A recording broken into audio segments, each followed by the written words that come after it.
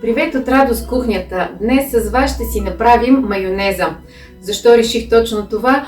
Ами защото майонезът е една от основните съставки на почти всички сосове, които се ползват за различни ястия. И затова винаги е хубаво да имаме такава в хладилника. Това видео ме връща назад в моите студентски години, когато за първи път направих майонеза. Харесайте това видео, абонирайте се за моя кулинарен канал Радост в кухнята, защото така ме подкрепяте и да стартираме правенето на майонеза. За да си направим майонеза не трябват много продукти, трябва ни едно яйчице.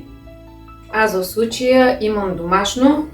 Хубаво е преди това да го измиете добре, черупката трябва да е добре измита, защото ще го ползваме сурово и трябва да се знае какъв е неговият произход. 1-2 кафени лъжички сол и една лъжичка кафяна лимон тузо, тъй като в случая аз нямам лимон.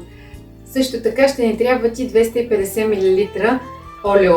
Може да сложите зехтин, но тъй като аз не обичам и не консумирам зехтин, затова съм сложила само слънчогледово олио в това бурканче. Аз съм го сложила в това бурканче, защото преди много години, когато започнах да правя майонеза, това беше и пропорцията. Слага се на дъното на такъв тип буркан едно яйце с солта и лимон тузото и догоре се пълни с олио. Днес няма да разбиваме тук, защото имам тази мерителна кана от пасатора, затова всички продукти ще ги смесим тук. Съдът, в който ще пасираме майонезата, трябва да е сух, както и самия нож пасатора, камбаната, с която ще пасираме самата майонеза. Първо на дъното винаги се слага яйцето.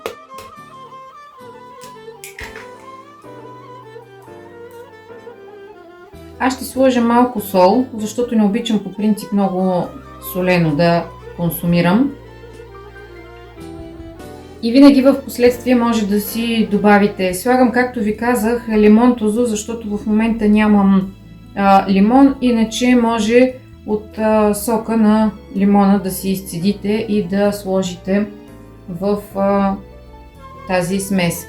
И слагаме олиото.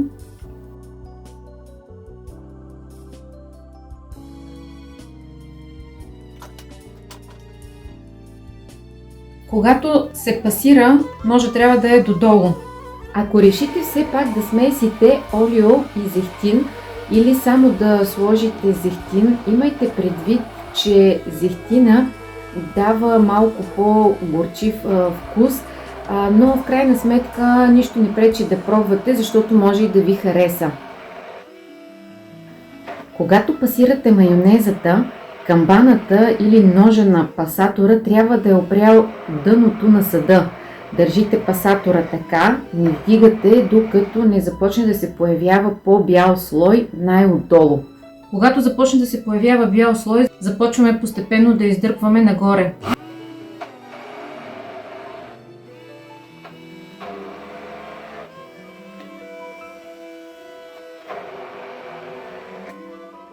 Когато майонезът започне да се сгъстява, тогава вече можем да с тези движения нагоре и надолу да разбием до край самата майонеза, за да вкараме цялото олио вътре.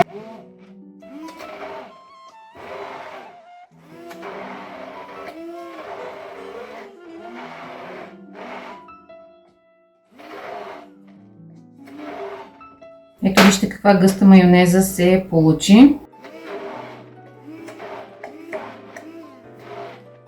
Трябва да я пробвате точно сега. На мен ми е добре и на сол, и на лимон тузо, така че време е да си я прехвърлим в подходящ съд и да имаме винаги в хладилника майонеза.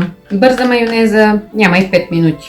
Моята майонеза е вече готова. Прехвърлих я в това бурканче, защото няма да я ползвам веднага и ще я пребера в хладилника. Това, което мога да ви дам като идея е, ако желаете, направо, за да ви е по-удобно, може да разбиете майонезата в такъв тип бурканче.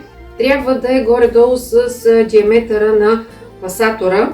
за да може да няма луфтове отстрани и когато изтегляте по същия начин, както в купата на пасатора, да се получи това движение нагоре и надолу. Ако тази майонеза като количество ви е малка, може да увеличите пропорцията, но тогава при всички положения трябва да е в тази чаша в купата на пасатора, за да не излезе от самото бурканче майонезата и тръгне да ви гони. Ето вижте каква гъста майонеза се получи. Пухкава, чака да бъде изядена с голяма наслада и удоволствие. Ами това е всичко за днес от моята радостна кухня. Ако не сте се абонирали за моя радостен канал, направете го, защото готвенето винаги трябва да е с радост, усмивка и много любов. До скоро!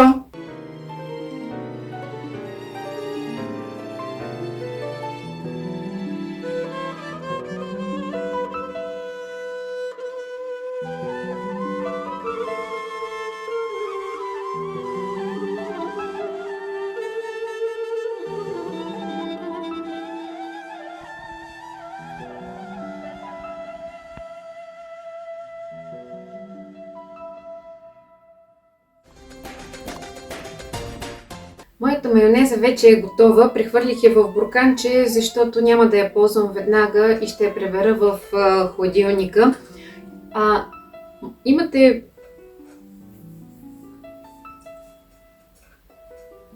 Мартина точно сега реши да яде.